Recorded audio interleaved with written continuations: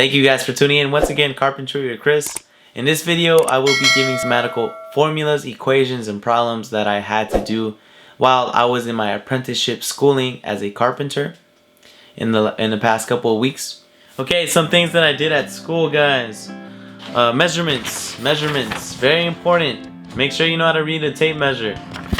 The most important trait and tool that you can have after availability is knowing how to read a tape measure. The type of math that we did was touches of geometry with a little bit of trigonometry. So, you know, the formula of a triangle, base times height divided by 2.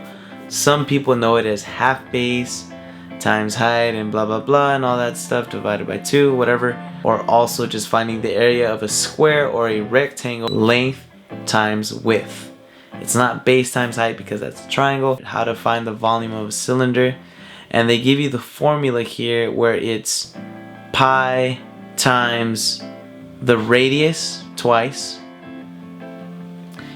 And so here I'll give you an example right here. This is the example that they give you, okay? 3.14, which is pi, times 2 because the radius is 2.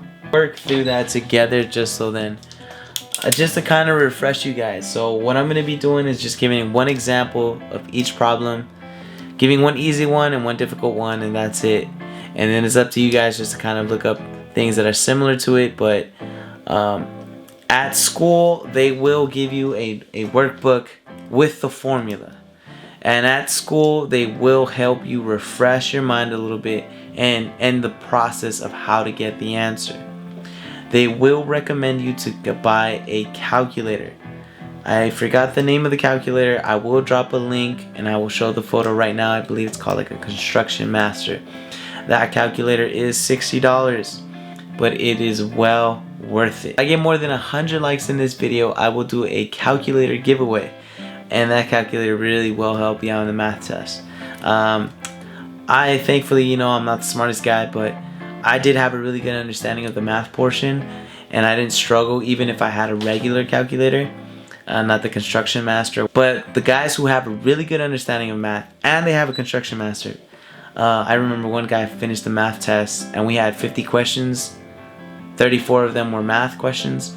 He finished that test in about, I'm not even joking, probably 5 minutes. Just because the Construction Master, it's that easy. You put 13 feet 4 inches times blah blah blah, and it gives you the calculations and it gives it to you to the simplest form. It's a really good calculator, but I'm gonna show you guys the manner of how to do it, based step by step, and hopefully this helps out. Of how to get the volume of a cylinder. Okay, you have to be extremely aware of what the question is asking you. What's that mean? So that means there are 3 feet in 1 yard. 3 cubed. 3 times 3 times 3, 27. So that'd be 27 cubic feet. One question is going to ask you, find the volume of a cylinder's cubic feet. Now this cylinder right here, the formula is pi times radius squared. So whatever the radius is, you multiply it by itself times the height. So the radius here is 2 feet and the height is 10 feet. Pi equals 3.14. So if you were to plug it in, this is how it would look. Pi equals 3.14, radius equals 2, and the height equals 10. Now to implement that formula, this is how the formula would look like. If you write it out, 3.14 times 2 squared, 2 times 2, times 10. Now once you plug that into your calculator, the answer should be 125.6. And that would be for cubic feet. Okay, 125.6. But if they're asking you, find the volume of the cylinder with the cubic yards, then you would have to divide it by 27. So if they're asking for feet, you just follow that formula. Okay, pi times r squared times h. If they're asking for feet, this is your answer. Okay, you plug in everything and it's 125.6. Now if they're asking for yards, whatever you have as your answer, you divide it by 27. okay? And then your answer would be 4.65 in cubic yards. So relax, there's no need to stress about it, because they're gonna help you go through it in school and everything. But this is another example right here, where they want you to find the cubic yards here, okay? So they want you to find the cubic yards. So not the cubic feet, the cubic yards. So remember, cubic yards, you divide it by 27, okay? If it's cubic feet, you do not divide it by 27. Now, so here's the example. So remember, the radius is half of the circle, okay? And this formula, remember, the formula is pi times radius squared times height. So if you remember in the previous example, the radius was 2. Okay, you just have to remember that this is half. The radius is half. Now, look at this. In this example, the diameter, what that means is this end all the way to the other end of that circle is a diameter, is 3. So how do I get the radius if there's no radius there? Because it's showing me the diameter and I don't need the diameter.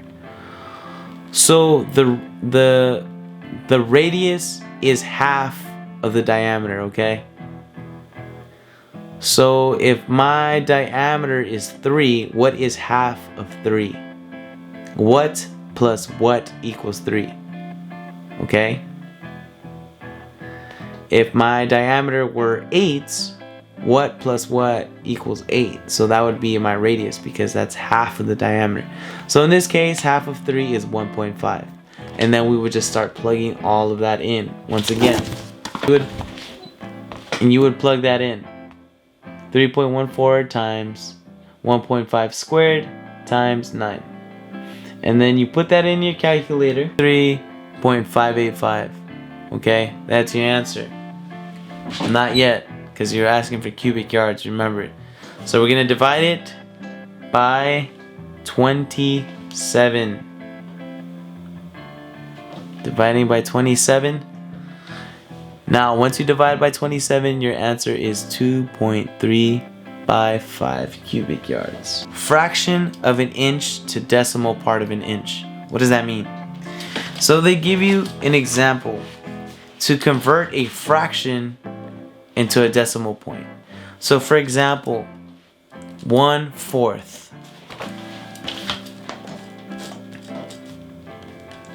Now if I were to say, hey, I want 1/4 in decimal, how would I do that? Maybe some of you guys have it fresh in your brain. It's like, oh, that's easy, I already know what that is.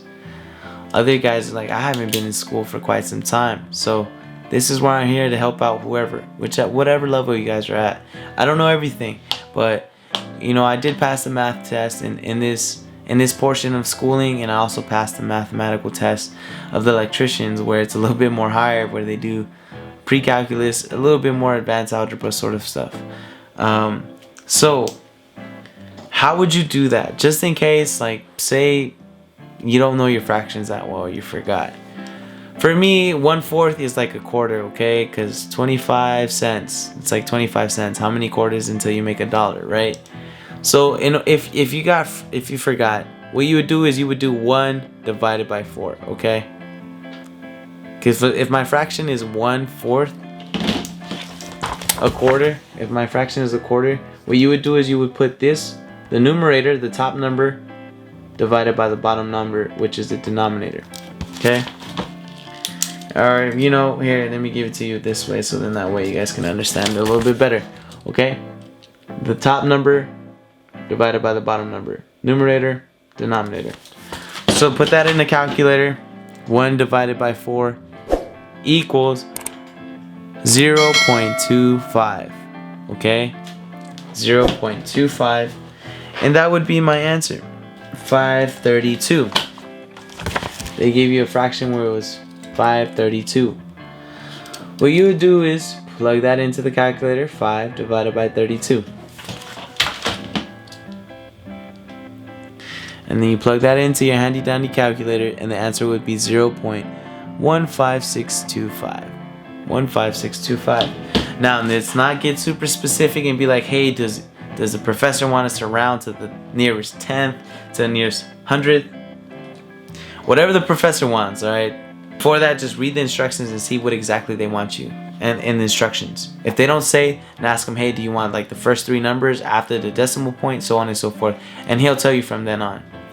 So that's that portion of that math. Alright, so this part now is where it's inches to decimal parts of a foot. Now it's always going to give you an example, okay? So let's just relax. The workbook's it's going to give you an example. Okay, so if it's asking me 3 inches, okay, all you're going to do is, how many inches are in a foot? There's 12 inches in a foot, right? How many inches are in a foot? There's 12 inches. Foot. In other words, it's asking me whatever the inches are, just put it into a foot in decimal form. So in other words, whatever number they give you, just divide it by 12 because there's 12 inches in a foot. So if they give me 3, I'm going to do is 3 divided by 12. 3 divided by 12 equals 0.25. And my answer would be 0.25. Okay? Now, if they gave me 7 inches, you would do is 7 divided by 12. 7 divided by 12, and that would equal 0.5833, right? So for me, I would put 0.583, and if it keeps on repeating itself, I know it's probably been a long time for you guys, but I would just put a line on top of it. If it just keeps on 3, 3, 3, 3, 3, 3, 3, 3, 4, 4, 4, 4, 5, just whatever, repeating itself. Okay guys, so this portion of the video, it's where it's inches and fractions of an inch to decimal part of a foot. Just relax because it gives you an example. So it gives you the example 1, 4.5. Begin by converting the fraction. So 4.5. And it says begin by converting the fraction. So 4 is a whole. That's not a fraction. The fraction is 1/2. So then they convert that and it's 0.5. And then from there it says next add the whole inches, okay, whatever. So you would add whatever that fraction is to the whole number, so 4.5. And then it says finally divide this number by 12. So then the answer would be 4.375. Okay, I'll give you guys an example of this. So let's not stress over it. But it's just to kind of give you guys a general idea of like the kind of math that I did. So here goes an example. 3/5/16. First step. For inches and fractions of an inch to decimal part of a foot. A bunch of words, blah, blah, blah. It gives you an example in the workbook. I'm just trying to help you guys out. So 3/5/16, okay? So 3 is the whole number, 5/16 is the fraction. First thing you're going to do is separate the fraction. 5/16. Just do 5 divided by 16. So that's going to be 0.3125. 3/5/16. Now I'm just separating the fractions by itself. 5 divided by 16 equals 0.3125. Now that 3 that you removed, let's bring it back. So now you're just going to add those two together. Okay, so whatever the fraction equaled, you're just gonna bring it back with that whole number, 3.3125. Okay, hopefully that makes sense. So we just kind of like hid this one. We just kind of like hid that number, just separated the fraction. Then we brought that whole number back all the way here and added it with the answer, whatever the fraction was. Is you would divide that by 12. After you get this answer, divide that by 12.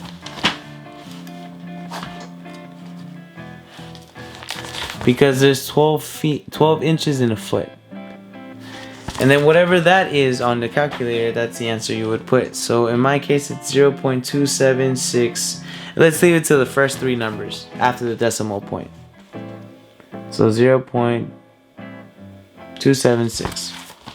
And that's that portion of that. And I can go on and go on so much with this, but I just want to give you guys just a general idea to relax.